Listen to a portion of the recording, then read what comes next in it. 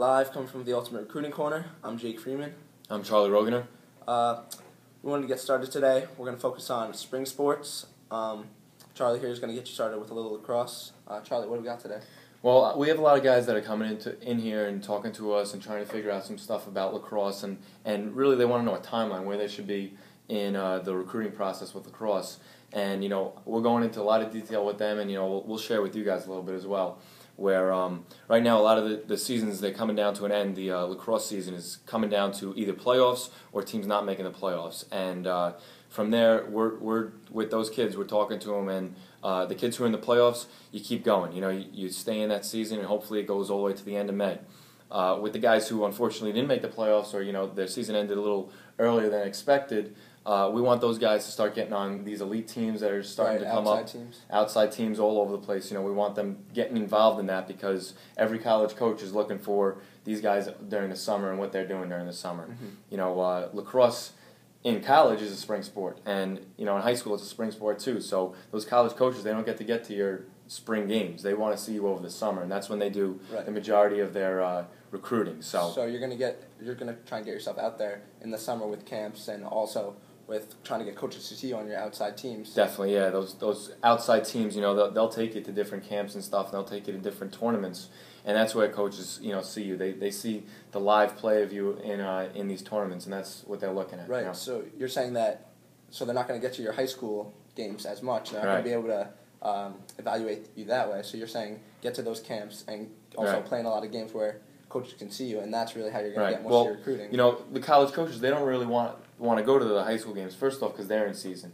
Secondly, because they're only seeing 3 or 4 guys. They go to these tournaments, they're seeing 50 and 60 and 70 guys who are playing, and it's a big, wide range for them to look at. So, that's why you want to go to those things. And the college coaches line up on the sidelines, watch those games. Okay. It's pretty cool. So there are going to be a lot of them there. They're all over the place. That's why it's so big. Yeah, definitely. And also, you have to remember with getting yourself out there playing-wise, you also have to get yourself out there interactively with coaches through the computer, through emails, because it can't just be about them watching you play. Right. If they don't know who you are, they're never going to come see you play. Without a doubt, and that's exactly what we're doing here at USA Recruiting. We're bringing those guys in, we're helping them set up those emails, and it's working out for a lot of our guys. They're getting in contact with a lot of coaches right now and letting them know where they're going to be, what tournaments they're going to be at, and stuff like that. And like you said, once the college coach puts a name to a face and they see you playing, that's just a check mark on your resume there. Right, so you really got to use that to advantage as well as playing on outside leagues and at the camps.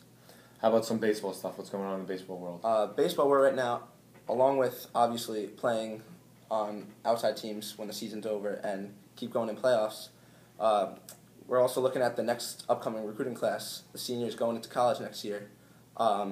You have Lucas Giolito, the #1 player in the 2012 recruit.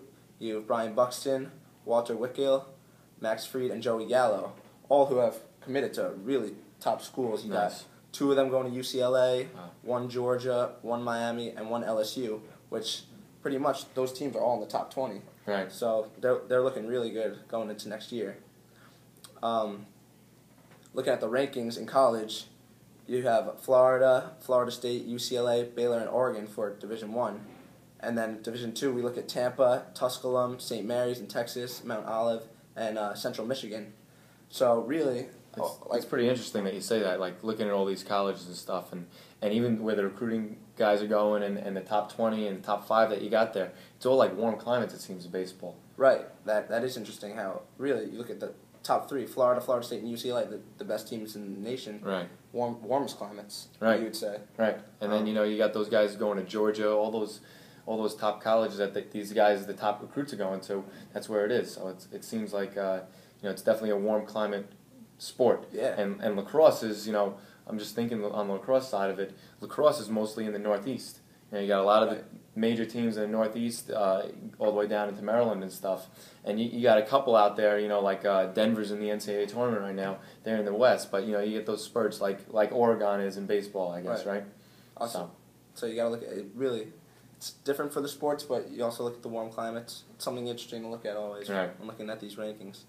Also in baseball, as we just said, the #1 team, Florida, they've just been beaten by Samford. Pretty big upset because Samford really wasn't in the mix at the time last Tuesday night. Brandon Miller, senior from Sanford, hit 2 home runs, and you always got to look at upsets like that. Right. Team really off the map, beating #1 Florida. That's awesome. That's something big. That's huge, yeah.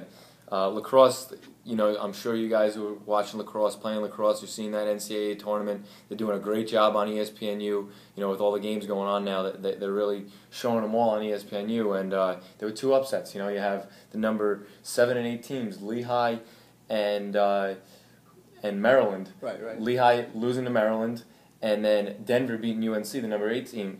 Two of the top 10 teams in the nation losing, in the first round. So it's pretty interesting, and it's exciting. So yeah, you got to enjoy that. Yeah, you lacrosse guys out there, you got to watch those games. That's the sport at its highest level right now. So you got to watch that and see how it's going, and it's definitely an exciting time. So yeah, we're looking forward to that in the second round coming up this weekend. Absolutely. Make sure you stay tuned for that. But I think that's going to do it for us today. Sounds good. Ultimate Recruiting Corner. I'm Jake Freeman. Charlie Rogener. Thanks a lot, guys. All right, no problem.